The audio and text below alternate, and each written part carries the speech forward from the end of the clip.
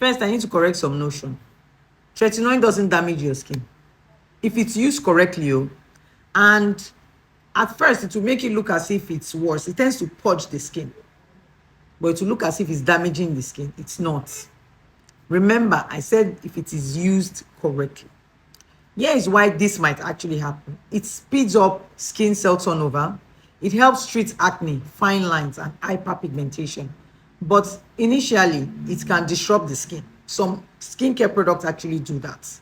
Okay, it can cause irritation, especially during the first 4 to 8 weeks. You notice redness, peeling, dryness, burning, or stinging. And you might also notice increased sensitivity on your skin, right? But that doesn't mean it's actually damaging your skin. There's one problem about Nigerians. Many of you are not patient. And if you apply your tretinoin without using sunscreen, it will become worse, even cause sunburn on your face, right? And again, when using it excessively, many of you will use it today, tomorrow, next tomorrow. They don't use tretinoin product like that. And I'm blaming these people on TikTok hacks and most of them on YouTube, because use this, use this, use this, use this. They won't even tell you how to use a product, because if I'm telling you to use this, I need to tell you how to use it, when to use it, how effective it's meant to be on your skin, and who is meant to use it. Many of them will not tell you. They'll just use this, use this, use this. See people, because everybody is sharing it, you now think it's actually good for your skin, or you are meant to use tretinoin. Now, if you use tretinoin without having knowledge of how to use it and use it like a lotion, it will damage your skin barrier.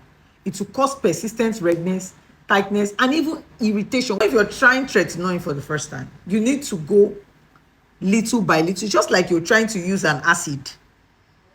You start small, then you increase its pace. That is how you start with tretinoin.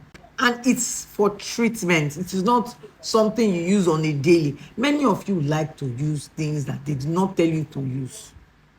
Over-sabi alasheju lo nse alasheju. That's the word. And the funniest thing is, many of you don't even make enough research. You just jump on trends because people are doing it. You want to do it.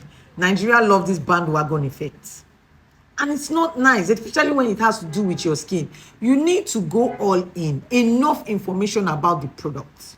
Now, I'm not even going to blame the influencers that are influencing the product, because their own is just to influence it.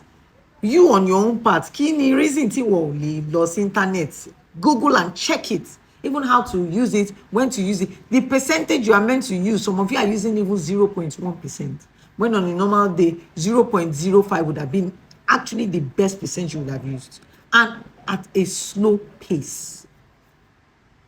Because you cannot tell us that tretinoin did this to a I will not use it again. Tretinoin is a bad product. It is not a bad product. It's treatment.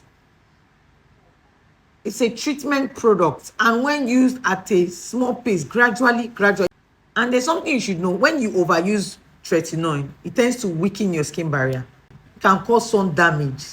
And the best time to use tretinoin is mostly at night, all right? 2 to 3 times at night. You don't use it during the day, because when you use it during the day and you go out, it reduces a high chance of irritation. You and I know you might not be able to keep up with your sunscreen, like applying sunscreen every 2 hours. Not everybody can keep up with it. So why use products like this that are a bit that might irritate your skin during the day? And again, some of you also use your tretinoin with acid. It is not meant to be used alongside with acid.